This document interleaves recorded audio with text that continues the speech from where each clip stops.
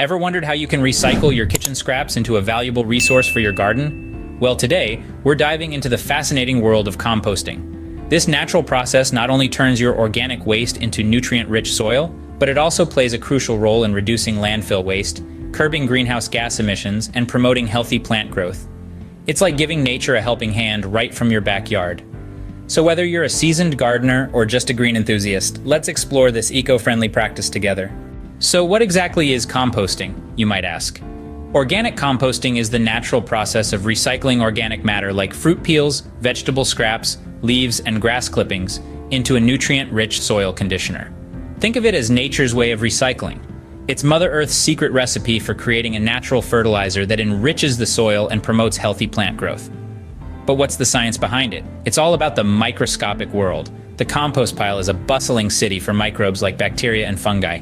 These tiny organisms break down the organic matter, converting it into nutrient-rich compost. This process of decomposition releases essential nutrients that plants can easily absorb. Now, to make this microbial city thrive, you need a balance of two kinds of materials, green and brown. Green materials are rich in nitrogen and include things like vegetable scraps, coffee grounds, and fresh grass clippings. On the other hand, brown materials like dry leaves, straw, and paper are high in carbon. The green stuff provides protein for the microbes, while the brown stuff gives them energy. Picture it like this. The green materials are like the main course for the microbes, while the brown materials are the dessert. Too much of either can upset the balance. So remember, for a happy and healthy compost pile, maintain a good mix of green and brown materials. Now that we understand what composting is, let's figure out how to get started. Ready to start composting? You'll need a compost bin and a good location. So let's get you set up. First, let's talk about compost bins. There are many types available, each with its own advantages and disadvantages. A traditional compost bin is simple and affordable. Perfect for beginners? It's essentially a box with a lid that you fill with organic waste. Then there's the compost tumbler, a bit more advanced and a little pricier, but it's easy to use and faster at producing compost because it's designed for easy turning. And for those with limited space, consider a worm bin or vermicomposter. It's compact and perfect for indoor composting. Now, where should you place your compost bin? The location is crucial. You'll want to choose a well-ventilated area that's also shady. Composting is an aerobic process, which means it needs air circulation. And a shady location? That's because too much sun can dry out your compost pile, while too little can keep it too wet. It's all about balance. Okay, so you've got your bin and the perfect spot. Now, what goes into the bin? Composting requires a mix of green and brown materials. Greens are rich in nitrogen and include things like vegetable scraps, coffee grounds, and fresh grass clippings. Browns, on the other hand, are carbon-rich and include items like dried leaves, twigs, and newspaper. A good rule of thumb is to aim for a balance of 2 parts browns to 1 part greens. With these basics in place, we're ready to get our hands dirty. There's an art to composting, and it involves layering and turning. So let's break it down. Layering is all about creating a balanced diet for your compost pile. You start with a layer of brown materials, which are carbon-rich items like leaves, straw, or newspaper. This is followed by a layer of green materials, the nitrogen-rich stuff such as vegetable scraps, coffee grounds, or fresh grass clippings. This alternating pattern continues until your compost pile is about 3 feet high. Now, why do we layer? Well, it's to create an environment that's a feast for microbes, those tiny creatures that break down your compost into nutrient-rich soil. The brown materials provide the carbon that microbes need for energy, while the green materials supply the nitrogen necessary for their growth and reproduction. Turning, on the other hand, is the process of mixing your compost pile. This is done to incorporate oxygen, which is vital for the microbes. Without sufficient oxygen, the composting process slows down, and your pile can begin to smell. So using a pitchfork or a compost aerator, give your pile a good turn every few weeks.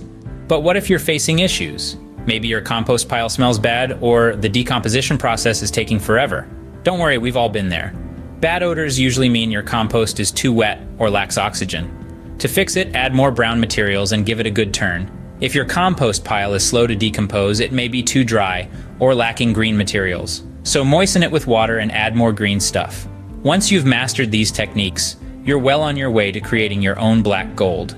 Your compost is ready, but how do you use it in your garden? Now that's an excellent question. Let's start with identifying when your compost is ready for use.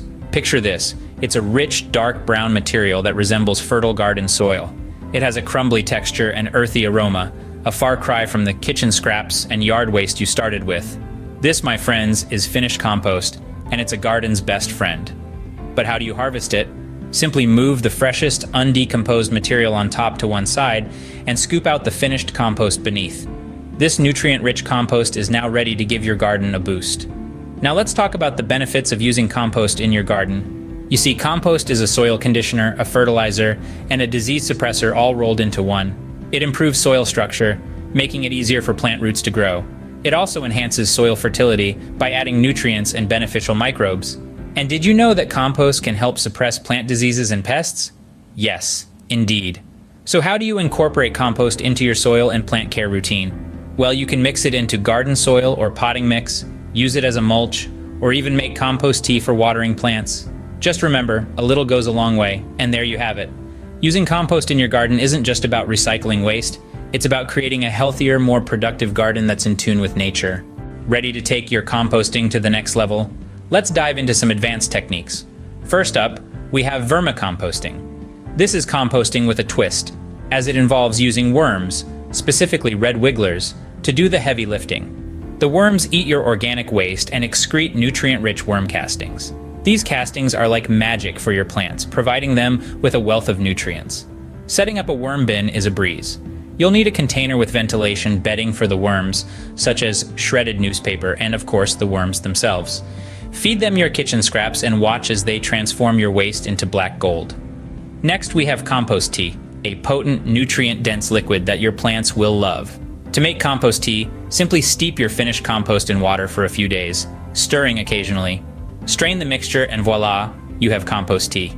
It's a great way to give your plants a quick nutrient boost. With these advanced techniques, you can make the most of your composting efforts. Composting is a simple and rewarding way to reduce waste and enrich your garden. We've taken a thorough journey today, from understanding the essence of organic composting to learning how to start, manage, and even advance your composting techniques.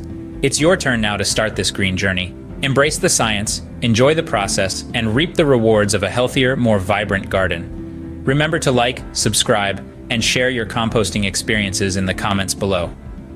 Happy composting!